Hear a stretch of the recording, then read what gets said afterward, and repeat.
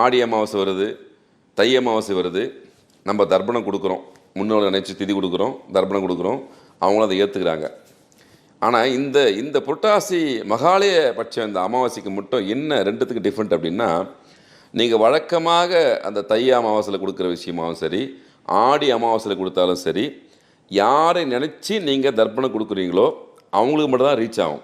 For example, இப்போ என்னுடைய தந்தைக்கு தாய்க்கு நான் கொடுக்கணும் அப்படின்னா, நான் அவளை நினச்சி கொடுக்குறேன்னு வச்சுங்களேன், 1 to 1 அவங்களுக்கு மட்டும்தான் இப்போ ரீச் ஆகும் அந்த தர்ப்பணம்.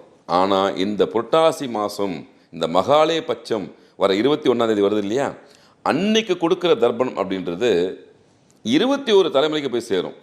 ரெண்டுத்துக்கு பெரிய வித்தியாசம் இருக்குது பார்த்தீங்களா. அன்னைக்கு சம்பந்தப்பட்ட நபர்களுக்கு மட்டும்தான் அந்த தை அமாவாசையிலும் ஆடி அமாவாசையிலும் தர்ப்பணம் அப்படின்றத விஷயம் அவங்களுக்கு போய் சேரும். ஆனால் இந்த புரட்டாசி மாதம் வரக்கூடிய இந்த மகாலய பட்ச அமாவாசை என்று கொடுக்கும்போது 21 தலைமுறைக்கு நீங்கள் கொடுக்குற தர்ப்பணம் போய்